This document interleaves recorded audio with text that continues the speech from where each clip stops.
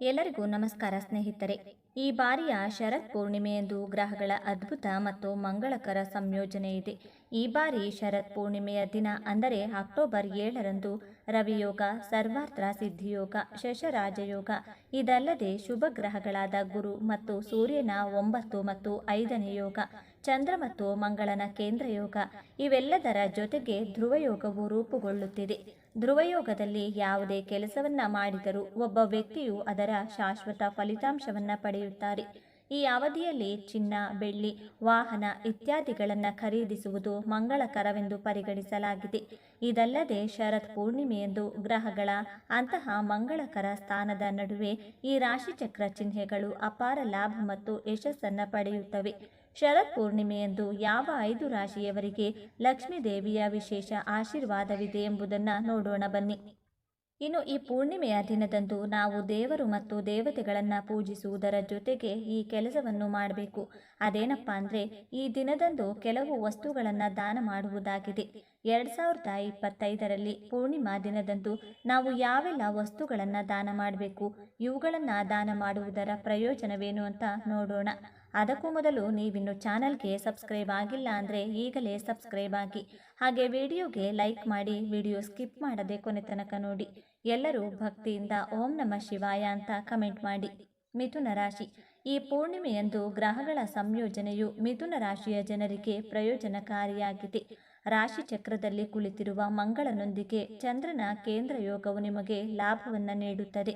ಅದಲ್ಲದೆ ಅಧಿಕಾರದಲ್ಲಿರುವ ಜನರಿಂದ ಒಳ್ಳೆಯ ಲಾಭವನ್ನು ಪಡೆಯುತ್ತೀರಿ.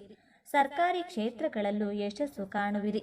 ಆದಾಗಿಯೂ ದೀರ್ಘಾವಧಿಯ ಹೂಡಿಕೆಯು ಇಂದು ನಿಮಗೆ ಪ್ರಯೋಜನಕಾರಿಯಾಗಿದೆ.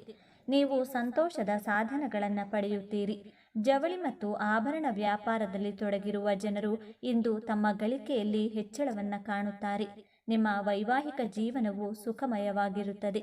ನಿಮ್ಮ ತಾಯಿಯಿಂದ ನೀವು ಪ್ರೀತಿ ಮತ್ತು ಆಶೀರ್ವಾದವನ್ನು ಪಡೆಯುತ್ತೀರಿ. ಲಕ್ಷ್ಮೀ ದೇವಿಯ ಆಶೀರ್ವಾದದಿಂದ ಮುಂಬರುವ ದಿನಗಳು ನಿಮಗೆ ತುಂಬಾ ಒಳ್ಳೆಯದಾಗಲಿವೆ. ಕಟಕ ರಾಶಿ. ಈ ಬಾರಿಯ ಪೂರ್ಣಿಮಾ ಕಟಕ ರಾಶಿಯವರಿಗೆ ತುಂಬ ವಿಶೇಷವಾಗಿರಲಿದೆ. ಲಕ್ಷ್ಮೀ ದೇವಿಯು ನಿಮ್ಮ ಮೇಲೆ ವಿಶೇಷ ಆಶೀರ್ವಾದವನ್ನು ಹೊಂದಿದ್ದಾಳೆ ಎಂದು ನೀವು ಭಾವಿಸುವಿರಿ. ಪೂರ್ಣಿಮೆಯೆಂದು ರೂಪುಗೊಂಡ ಮಂಗಳಕರ ಯೋಗದಿಂದಾಗಿ ಅವರು ಧರ್ಮ ಮತ್ತು ಸಂಪತ್ತು ಎರಡನ್ನೂ ಗಳಿಸುತ್ತಾರೆ. ಅದೃಷ್ಟವು ಹಣಕಾಸಿನ ವಿಷಯಗಳಲ್ಲಿ ಲಾಭವನ್ನು ತರುತ್ತದೆ. ಮನೋಬಲ ಮತ್ತು ಆತ್ಮವಿಶ್ವಾಸವು ಹೆಚ್ಚುತ್ತದೆ. ಇದರಿಂದ ನೀವು ವೃತ್ತಿ ಜೀವನದಲ್ಲಿ ಯಶಸ್ಸನ್ನು ಪಡೆಯುತ್ತೀರಿ. ವ್ಯಾಪಾರದಲ್ಲಿ ಗಳಿಕೆ ಹೆಚ್ಚಾಗುವುದರಿಂದ ಮನಸ್ಸಿಗೆ ಸಂತೋಷವಾಗುತ್ತದೆ. ಅತ್ತೆಯ ಕಡೆಯಿಂದಲೂ ಲಾಭದ ಸಾಧ್ಯತೆ ಇರುತ್ತದೆ. ತೀರ್ಥಯಾತ್ರೆಗೂ ಹೋಗಬಹುದು. ಭೌತಿಕ ಸೌಕರ್ಯಗಳ ಹೆಚ್ಚಳದಿಂದ ಸಂತೋಷ ಇರುತ್ತದೆ. ಕನ್ಯಾ ರಾಶಿ. ಕನ್ಯಾ ರಾಶಿಯ ಜನರು ಪೂರ್ಣಿಮೆಯಂದು ರೂಪುಗೊಂಡ ಮಂಗಳಕರ ಯೋಗದಿಂದ ಅಪಾರ ಪ್ರಯೋಜನಗಳನ್ನು ಪಡೆಯಲಿದ್ದಾರೆ. ನಿಮ್ಮ ಬುದ್ಧಿವಂತಿಕೆ ಮತ್ತು ಅನುಭವದ ಲಾಭವನ್ನು ನೀವು ಪಡೆಯುತ್ತೀರಿ. ನೀವು ಬುದ್ಧಿವಂತಿಕೆ ಮತ್ತು ತಾಳ್ಮೆಯಿಂದ ವ್ಯವಹಾರದಲ್ಲಿ ಲಾಭವನ್ನು ಪಡೆಯಲು ಸಾಧ್ಯವಾಗುತ್ತದೆ. ದಿನಸಿ ಮತ್ತು ಆಭರಣಗಳಲ್ಲಿ ಕೆಲಸ ಮಾಡುವ ಜನರು ತಮ್ಮ ಆದಾಯದಲ್ಲಿ ಹೆಚ್ಚಳವನ್ನು ಕಾಣುತ್ತಾರೆ. ಕಟ್ಟಡಗಳು, ಭೂಮಿ ಮತ್ತು ವಾಹನಗಳಿಗೆ ಖರ್ಚು ಮಾಡುವ ಮೂಲಕ ನೀವು ಭೌತಿಕ ಸಂತೋಷವನ್ನು ಪಡೆಯಬಹುದು. ಪೂರ್ಣಿಮೆಯಂದು ರೂಪುಗೊಂಡ ಯೋಗದಿಂದಾಗಿ ನಿಮ್ಮ ಗೃಹ ಜೀವನದಲ್ಲಿ ನೀವು ಪರಸ್ಪರ ಬೆಂಬಲ ಮತ್ತು ಪ್ರೇಮಿಯನ್ನು ಪಡೆಯುತ್ತೀರಿ. ಪ್ರೀತಿಯ ಜೀವನದಲ್ಲಿ ನಿಮ್ಮ ಪ್ರೇಮಿಯೊಂದಿಗಿನ ನಿಮ್ಮ ಸಂಬಂಧವು ಸಿಹಿಯಾಗಿರುತ್ತದೆ. ಇಂದು ನಿಮಗೆ ಕೆಲವು ಶುಭ ಪ್ರಯಾಣದ ಅವಕಾಶವಿದೆ. ವೃಶ್ಚಿಕ ರಾಶಿ. ಪೂರ್ಣಿಮೆಯಂದು ರೂಪುಗೊಂಡ ಗ್ರಹಗಳ ಯೋಗವು ವೃಶ್ಚಿಕ ರಾಶಿಯವರಿಗೆ ತುಂಬ ಪ್ರಯೋಜನಕಾರಿಯಾಗಲಿದೆ. ಆರ್ಥಿಕ ಲಾಭಕ್ಕಾಗಿ ಅನೇಕ ಉತ್ತಮ ಅವಕಾಶಗಳನ್ನು ಪಡೆಯುತ್ತಾರೆ. ನಿಮ್ಮ ರಾಶಿಚಕ್ರ ಚಿಹ್ನೆಯಲ್ಲಿ ಸ್ಥಿರವಾಗಿರುವ ಶುಕ್ರನೊಂದಿಗೆ ಚಂದ್ರನು 9ನೇ 5ನೇ ಸಂಯೋಗವನ್ನು ಹೊಂದಲಿದ್ದಾನೆ.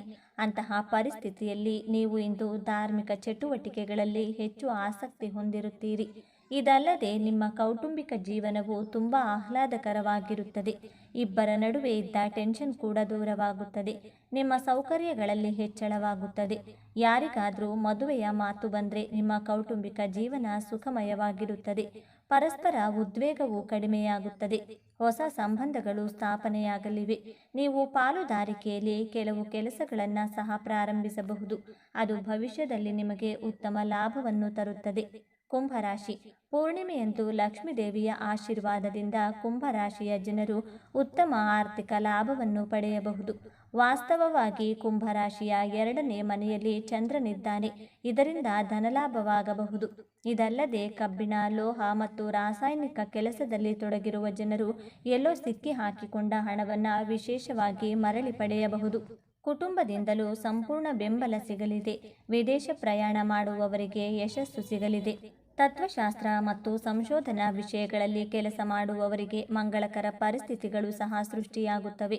ಇನ್ನು ಈ ಪೂರ್ಣಿಮಾ ದಿನದಂದು ಸತ್ಯನಾರಾಯಣ ಪೂಜೆಯನ್ನು ಮಾಡುವುದಕ್ಕೆ ಮತ್ತು ಚಂದ್ರದೇವನನ್ನು ಪೂಜಿಸುವುದಕ್ಕೆ ಹೆಚ್ಚಿನ ಮಹತ್ವವಿದೆ ಎಂದು ಪರಿಗಣಿಸಲಾಗುತ್ತದೆ.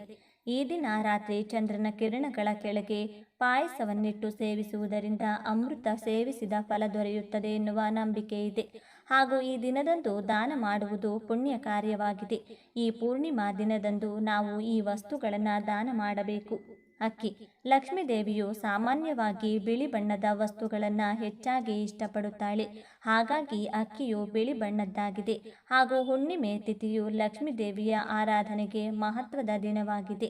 ಆದ್ದರಿಂದ ಶರತ್ ಪೂರ್ಣಿಮೆಯ ದಿನದಂದು ಬಿಳಿ ಅಕ್ಕಿಯನ್ನು ದಾನ ಮಾಡಬೇಕು. ಅಕ್ಕಿಯ ಬದಲಾಗಿ ನೀವು ತಾಜಾ ಅನ್ನವನ್ನು ಕೂಡ ದಾನವಾಗಿ ನೀಡಬಹುದು. ಇದು ನಿಮ್ಮ ಜೀವನದಲ್ಲಿ ಎಂದಿಗೂ ಹಣದ ಕೊರತೆಯಾಗದಂತೆ ಕಾಪಾಡುತ್ತದೆ. ಶ್ರೀಗಂಧದ ಪೇಸ್ಟ್. ಹಿಂದೂ ಧರ್ಮದಲ್ಲಿ ಶ್ರೀಗಂಧವನ್ನು ಅತ್ಯಂತ ಮಂಗಳಕರವೆಂದು ಪರಿಗಣಿಸಲಾಗುವುದು. ಯಾಕೆಂದರೆ ಶ್ರೀಗಂಧವು ಪೂಜೆಯಲ್ಲಿ ಮಹತ್ತರ ಸ್ಥಾನವನ್ನು ಪಡೆದುಕೊಂಡಿದೆ. ಹಾಗಾಗಿ ಈ ಪೂರ್ಣಿಮಾ ದಿನದಂದು ನೀವು ಶ್ರೀಗಂಧದ ಪೇಸ್ಟನ್ನು ದಾನ ಮಾಡುವುದರಿಂದ ನಿಮ್ಮ ಮನೆಯಲ್ಲಿ ಸಂತೋಷ ಮತ್ತು ಶಾಂತಿ ನೆಲೆಯಾಗುತ್ತದೆ. ಹಾಗೂ ನಿಮ್ಮ ಮೇಲೆ ಲಕ್ಷ್ಮೀದೇವಿಯ ಆಶೀರ್ವಾದವು ಉಳಿಯುತ್ತದೆ. ಹಣ್ಣುಗಳು. ಹಣ್ಣುಗಳನ್ನು ದೇವಾನುದೇವತೆಗಳ ಪೂಜೆಯಲ್ಲಿ ನೈವೇದ್ಯವಾಗಿ ಬಳಸಲಾಗುವುದು. ಹಾಗೂ ಪೂಜೆಯ ಒಂದು ಭಾಗವಾಗಿಯೂ ಫಲಗಳನ್ನು ಬಳಸಲಾಗುತ್ತದೆ. ದೇವರು ಮತ್ತು ದೇವತೆಗಳು ಕೂಡ ಹಣ್ಣುಗಳನ್ನು ಹೆಚ್ಚು ಇಷ್ಟಪಡುತ್ತಾರೆ. ದೇವರ ಪೂಜೆಯಲ್ಲಿ ನಿಮಗೆ ನೈವೇದ್ಯ ಇಡಲು ಏನೂ ಸಿಗದಿದ್ದರೆ ಅಂತಹ ಸಮಯದಲ್ಲಿ ಹಣ್ಣುಗಳನ್ನು ನೀವು ನೈವೇದ್ಯವಾಗಿ ಬಳಸಬಹುದು. ಈ ಪೂರ್ಣಿಮೆಯ ದಿನದಂದು ಹಣ್ಣುಗಳನ್ನು ದಾನ ಮಾಡುವುದರಿಂದ ಎಲ್ಲ ದೇವತೆಗಳ ಆಶೀರ್ವಾದವನ್ನು ಪಡೆಯುತ್ತೀರಿ ಮತ್ತು ಸಂಪತ್ತನ್ನು ಸಹ ಪಡೆಯುತ್ತೀರಿ. ಬೆಲ್ಲ. ಬೆಲ್ಲವನ್ನು ಸಮೃದ್ಧಿಯ ಸಂಕೇತವೆಂದು ಪರಿಗಣಿಸಲಾಗುವುದು. ಈ ಪೂರ್ಣಿಮೆಯ ದಿನದಂದು ಇದನ್ನು ದಾನ ಮಾಡೋದ್ರಿಂದ ಮನೆಯಲ್ಲಿ ಸಂಪತ್ತು ಹೆಚ್ಚಾಗುತ್ತದೆ. ಬೆಲ್ಲವನ್ನು ದಾನ ಮಾಡೋದ್ರಿಂದ ಪಿತೃದೋಷ ನಿವಾರಣೆಯಾಗಿ ಪಿತೃಗಳ ಆಶೀರ್ವಾದ ನಿಮ್ಮ ಮೇಲೆ ಉಳಿಯುತ್ತದೆ. ಈ ದಿನ ನೀವು ಬೆಲ್ಲವನ್ನು ಹಸುಗಳಿಗೆ ಆಹಾರವಾಗಿಯೂ ನೀಡಬಹುದು. ದೀಪದಾನ ಮಾಡಿ. ದೀಪವಿಲ್ಲದೆ ಯಾವುದೇ ಪೂಜೆಯನ್ನು ಮಾಡಲು ಸಾಧ್ಯವಿಲ್ಲ. ದೀಪ ಅಜ್ಞಾನದಿಂದ ಜ್ಞಾನದ ಕಡೆಗೆ ನಮ್ಮನ್ನು ಕರೆದೊಯ್ಯುವ ಸಂಕೇತ. ನಮ್ಮಲ್ಲಿನ ಅಜ್ಞಾನವನ್ನು, ಅಹಂಕಾರವನ್ನು ದೂರಾಗಿಸಿಕೊಳ್ಳುವುದಕ್ಕಾಗಿ ನಾವು ದೇವರಿಗೆ ದೀಪವನ್ನು ಬೆಳಗುತ್ತೇವೆ. ಶರತ್ ಪೂರ್ಣಿಮಾ ದಿನದಂದು ದೀಪಗಳನ್ನು ದಾನ ಮಾಡೋದ್ರಿಂದ ಜ್ಞಾನ ವೃದ್ಧಿಯಾಗುವುದು, ಬುದ್ಧಿವಂತಿಕೆ ಹೆಚ್ಚಾಗುವುದು. ದೀಪವನ್ನು ದಾನ ಮಾಡುವುದರಿಂದ ವ್ಯಕ್ತಿಯು ಆರ್ಥಿಕ ಬಿಕ್ಕಟ್ಟಿನಿಂದ ಪರಿಹಾರವನ್ನು ಪಡೆಯುತ್ತಾನೆ ಮತ್ತು ವ್ಯಾಪಾರದಲ್ಲಿ ಶುಭ ಫಲಿತಾಂಶಗಳನ್ನು ಸಹ ಪಡೆಯುತ್ತಾನೆ. ಹಾಲು. ಹಾಲು ಕೂಡ ಬಿಳಿ ಬಣ್ಣದ ವಸ್ತುಗಳಲ್ಲಿ ಒಂದು. ಹಾಲನ್ನು ಶುದ್ಧತೆಯ ಸಂಕೇತವೆಂದು ಪರಿಗಣಿಸಲಾಗುತ್ತದೆ. ಹಾಗಾಗಿ ನೀವು ಈ ಪೂರ್ಣಿಮಾ ದಿನದಂದು ಹಾಲನ್ನು ಬಡವರಿಗೆ ಅಥವಾ ನಿರ್ಗತಿಕರಿಗೆ ದಾನವಾಗಿ ನೀಡಬಹುದು. ಈ ದಿನ ನೀವು ಹಾಲನ್ನು ದಾನ ಮಾಡುವುದರಿಂದ ನಿಮ್ಮ ಮನೆಯಲ್ಲಿ ಧನಾತ್ಮಕ ಶಕ್ತಿಗಳ ನೆಲೆಯಾಗುತ್ತದೆ ಮತ್ತು ಹಣಕಾಸಿನ ಲಾಭವನ್ನು ಪಡೆದುಕೊಳ್ಳುತ್ತೀರಿ. ಸ್ನೇಹಿತರೆ, ಈ ಮಾಹಿತಿ ನಿಮಗೆ ಇಷ್ಟವಾಗಿದ್ದಲ್ಲಿ ದಯವಿಟ್ಟು ಶೇರ್ ಮಾಡಿ, ಲೈಕ್ ಮಾಡಿ ಮತ್ತು ನಮ್ಮ ಚಾನಲ್ಗೆ ಸಬ್ಸ್ಕ್ರೈಬ್ ಆಗಿ. ಎಲ್ಲರೂ ಭಕ್ತಿಯಿಂದ ಓಂ ನಮಃ ಶಿವಾಯ ಅಂತ ಕಮೆಂಟ್ ಮಾಡಿ. ಧನ್ಯವಾದಗಳು.